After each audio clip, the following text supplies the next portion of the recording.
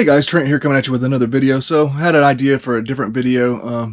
I know there's a lot of top 10s and stuff like that out there. I was thinking about doing something like that, but I just looking at Masters of the Universe Masterverse, when it comes to those figures, the early figures, and especially because of Revelation, it seems to me like there's quite a bit of figures there that now that we've gotten other figures have really not aged well at all.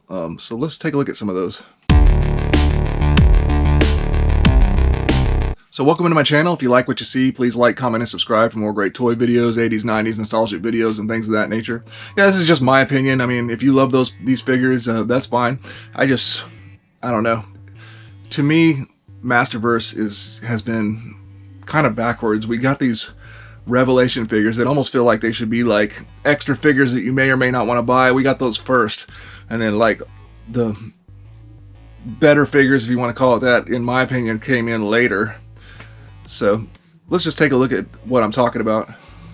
Alright, so first one I want to talk about is kind of an honorable mention, but not really. I mean, since there's not been another one created, but we got this, what's supposed to be Savage HeMan. It was supposed to be HeMan whenever he had the call down on the power of Grayskull without the power sword. This figure just doesn't make any sense. It's like a regular size figure for the most part.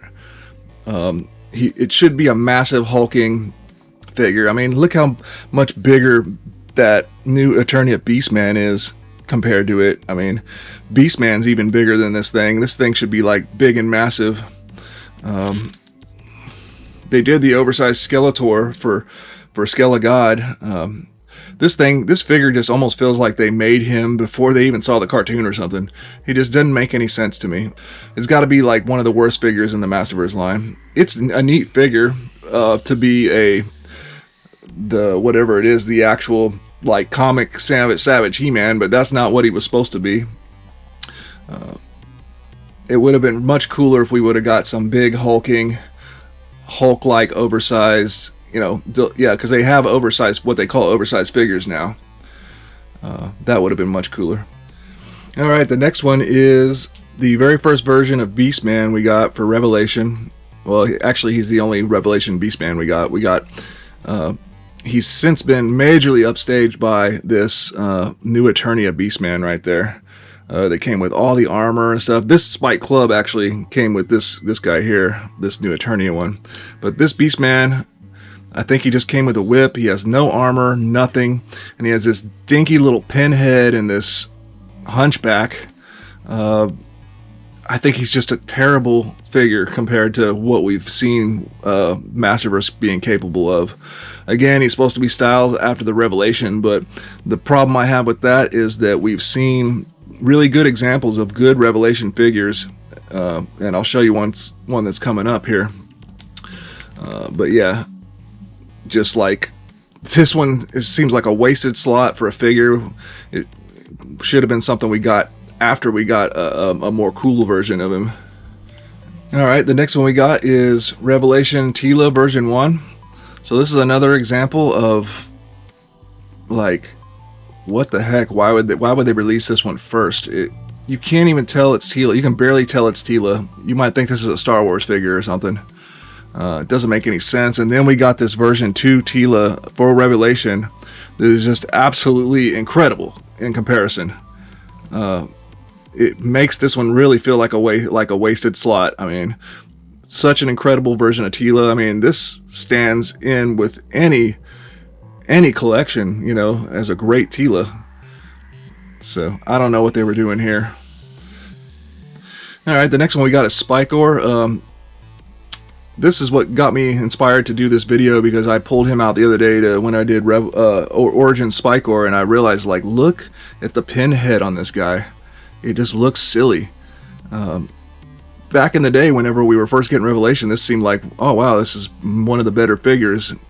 But now, the more and more I look at it, it's just like, it looks like a voodoo head shrinker shrunk his head.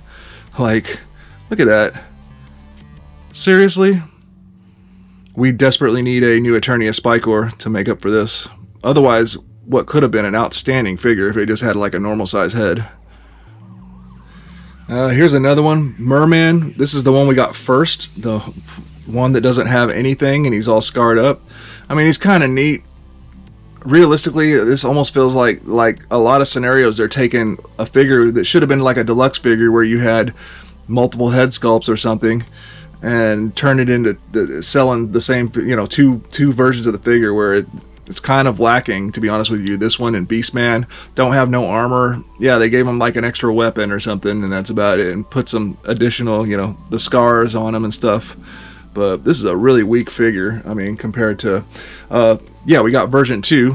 He's over here.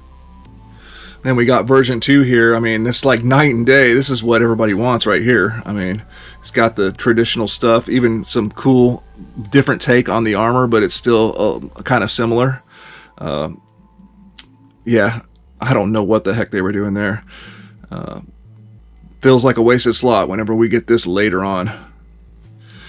Alright, so Trapjaw makes the list now because we've been spoiled the new Eternia Trapjaw, and this is another one that suffers from the hunchback pinhead syndrome. I say that because there's a lot of Revelations figures that their heads and necks and everything look normal. They don't look like this. And then to top it off, they gave one of the worst head sculpts for Trapjaw with that tongue sticking out.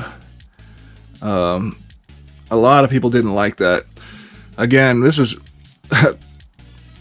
like Trapjaw. If there's one figure you don't want to mess with the formula, it's Trapjaw, because that's like a fan favorite. It's a lot of people's favorite absolute all-time figure, and so to mess around with it is probably not a good idea. So I guess we'll get redeemed in New Eternia with New Eternia. It's otherwise a pretty nice figure. It's just they went with that kind of hunchback look with, and then that little pinhead ruins it. All right, so the last one I'm going to do is the man himself. Honorable mention to Battle Cat too. I'm not going to pull him out, but it almost seemed like Battle Cat wasn't actually the correct scale. Like, I don't know. I'll leave Battle Cat alone. But Revelation HeMan, just right out of the gate, I think a lot of people felt underwhelmed and disappointed by this figure. The head sculpt isn't that great. It's not the best representation of HeMan. The musculature, he's just not very buff. You know, we've since got this 40th anniversary HeMan. I know it's different, but it just shows us like, man, that's what we would really like, you know. We got the new Eternia Battle Armor HeMan that looks much more decent. Even the new Eternia Viking HeMan is better, although it's similar musculature. What makes it look really bad is this this dinky little power harness right here. They didn't get that right, and that affects the whole figure. It just makes it look kind of silly, to be honest with you. We've since seen that Revolution, which is a continuation of Revelation, they're gonna release a Battle Armor HeMan for that, and the power harness, the standard power harness that comes with it, if the actual figure are like the pictures, will redeem this figure. We're gonna actually get a really good looking Revelation style HeMan. So it's clear to me that they realized that they kind of made an error and over stylized some of these early figures, and I think they're correcting that and going back to what people want. But yeah, this is one of the most disappointing figures in the whole line, in my opinion, and so can't wait to see that Battle Armor HeMan. But let me know what you guys think. Did you guys feel kind of like let down, a little shortchanged when these first waves of Masterverse came out, which were pretty much only Revelation figures, or did you enjoy the new take? For me, again, as more figures come out, even for the Revelation series, like again, Tila is a great example.